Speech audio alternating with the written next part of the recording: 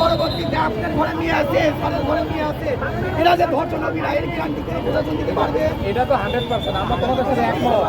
শোনো, তোমাদের সাথে 100% তাই আপনার এমন ধর্ষণের শাস্তি ডাইরেক্ট ফাঁসি। কথা ছাড়াই ফাঁসি। আমাদের একটাই দাবি, ধর্ষণকারী ফাঁসি চাই। এক দফায় এক দাবি থেকে দেখে আমাদের একটাই কথা, আমাদের একটাই কথা।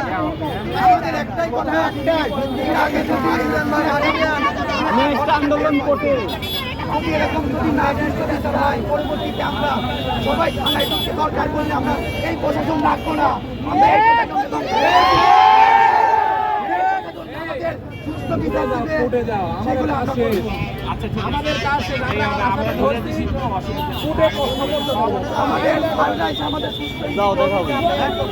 আমাদের কাজ আমরা করছি না, আমি ধরছি। কোর্টে প্রেরণ করবো। তাহলে কি আপনারাও কি এর সাথে সংযোগ দিচ্ছেন?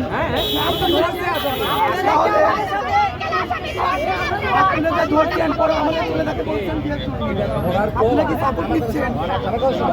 করার পর আমরা আইন প্রক্রিয়ায় আদালতে সোপর্দ করি। এখন যাবতীয় সব করবে আদালত। আমরা চাই তোমরা আন্দোলন করো, আমরাও চাই। একটাই শাস্তি হোক, ফাঁসি। তাতে বাংলা দুটো দ্বিতীয় পর্যায়ে ফাঁসি দেওয়া দরকার, প্রত্যেকটা মানুষের এই কথাটা মনে থাকে।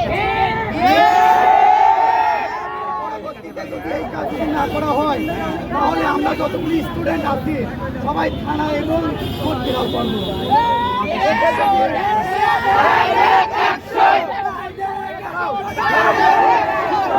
যদি আমরা 2-4 জনের হচ্ছে গা আমাদের রাধানগরের যে পিছনে মেসের যে খালা হচ্ছে গা চাকরি করতো, রান্না করতো এখানে, তার যে মেয়ে, তার মেয়ের বয়স হচ্ছে 2.5 বছর বয়স।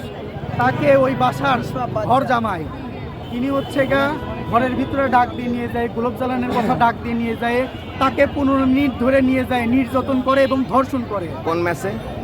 পরবর্তীতে রাধানগর এর পিছনে পরবর্তীতে তার মা যখন তার চিল্লা শুনে বাইরে চলে আসে তখন এসে দেখে তার ওই মেয়ের নিচ থেকে ব্লাড পড়তেছে। ইতিমধ্যেই তাকে হচ্ছে হাসপাতালে নিয়ে যাওয়া হয়েছে। তারপরে সেখান থেকে বোঝা গেছে যে হচ্ছে জি, আর বাচ্চা বলেছে যে বাবু তোমার কি হয়েছে? তখন বাচ্চা উত্তরে বলেছে যে হচ্ছে আমার এই আঙ্কেল আমার এখানে নিচে হচ্ছে নুটে গেছে। তো আমরা এটার জোরদার দাবি এবং এক দফা এক দাবি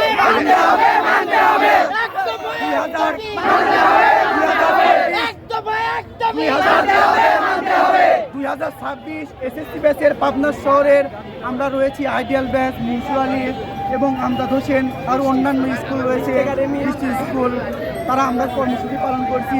আমাদের বোনকে কেন এরকমভাবে নির্যাতন করা হলো? নিষ্পাপ একটি শিশুকে। পরবর্তীতে পাবনাতে এরকম কোনো ঘটনা ঘটবে না, সেটার কি কোনো দায়ভার দিতে পারবে প্রশাসন? এর আগেও যে নভেম্বরের 15 তারিখে হাফসাকে ধর্ষণ করে মারে ফেলা দেওয়া হয়েছে, ওই বিচার এখনো আমরা পাই নাই। এই ঘটনা কি থানায় কোনো লিখিত অভিযোগ দিচ্ছে? কালকে ওনাকে ধরে নিয়ে যাওয়া হয়েছে। আমরা চাই তাকে এক দফার মাধ্যমে তাকে ফাঁসি দিয়ে তাকে মৃত্যুদণ্ড দেওয়া হোক, যাতে পরবর্তীতে এরকম দুঃশাসন মানে কেউ আর না করে। ধর্ষক গ্রেপ্তার হয়েছে, আপনারা ধর্ষকের ফাঁসি চাচ্ছেন?